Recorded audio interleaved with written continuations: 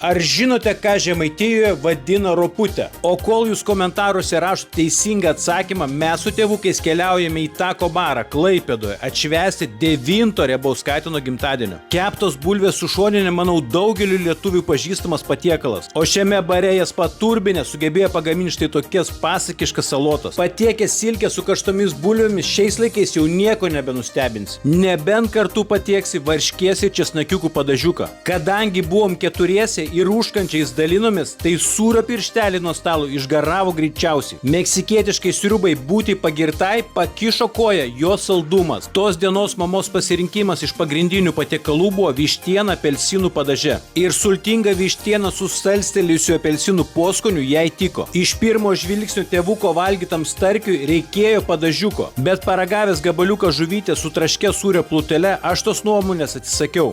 Gal per daug su katinienėmis išragavę tų burgerių, bet Tako bare valgytame burgeryje trūko kažkokių ryškesnių akcentų. Na, o dabar Tako baro patiekalas roputė. Ir su juo teisingas atsakymas į pradžioje filmuko užduotą klausimą. Roputė žemaičiai vadina bulvę. Ir tai puikiai išduoda prapjovus šį patiekalą įdarytą bulvę. Valgydami desertus iš padavėjo sužinojome, kad Tako baras šiemet švenčia 20 metų jubiliejų. Tad nors ir išsakiau 2 pastabas, visumą Tako bare vertinu aukštų balų.